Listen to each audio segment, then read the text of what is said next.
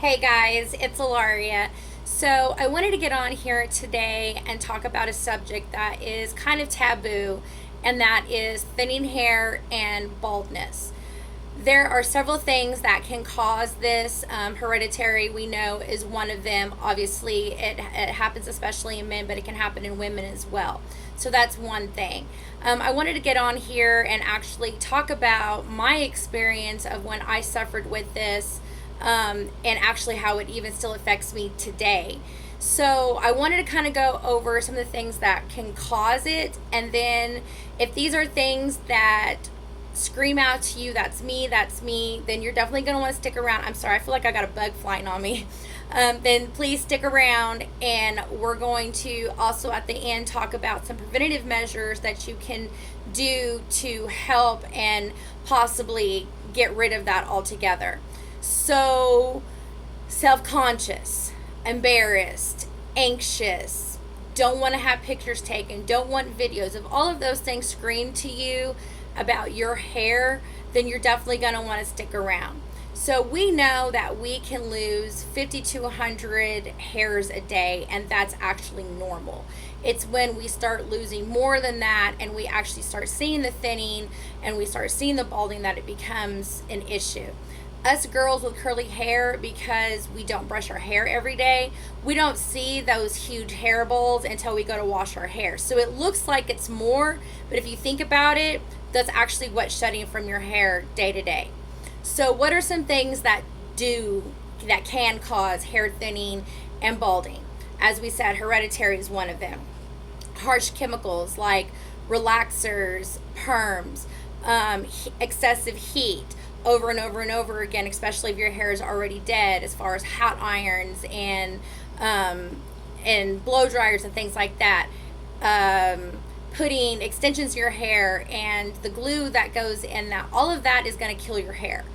And then, of course, there are also medical issues that can cause it as well. Thyroid issues. There are tons of different immune system issues that can cause you to lose your hair as well, and chemotherapy, as long as with other things. So I want to talk about whenever I suffered with thinning hair and then baldness. As some of you may know, I'm a breast cancer survivor. And when I was going through chemotherapy, as is not abnormal, my hair began to fall out. And when it first started happening, it was worrisome, but when it really kind of hit me is, if anybody's ever had one of those really cheap like dollar store Barbies, or known somebody how you can kind of like flip them upside down and you can kind of see the patches all over them, that's what I looked like. It was terrible. Like, you cannot find pictures of me during that time frame. It was very heart-wrenching to me because my hair has always been something that's been important to me and something I've always got complimented on. So the fear that I was never going to get to grow it back, that if it did grow back, it wouldn't grow back curly, and it actually didn't grow back as curly as it used to be. Believe it or not, my hair used to be even curlier than this. I mean, like Shirley Temple ringlets. And it affected me so much that there's been several times in the last few years that I've wanted to actually go and cut my hair, and have got into the chair, had a hairstyle picked out and everything, and started crying because the idea of not having hair again was just so devastating to me. So I was very blessed that my hair did grow back, that it did grow back thick, and that I did get my curls back. I know that's not always the case for everybody. So my heart does go out to those people that do have pattern baldness, or they do suffer from some type of immune deficiency that's causing them to lose their hair. So what I wanted to talk about today is this amazing product that I've been using. And the reason I started using it is because I grew up with stick straight hair. And so I didn't really do anything with my hair curly wise until I was into my 30s. I just wore it straight and I just fried it till it was dead because I didn't want to have to deal with it. It wasn't until I started dyeing my hair blonde that it really started being really awfully dead that I needed to go ahead and figure something out.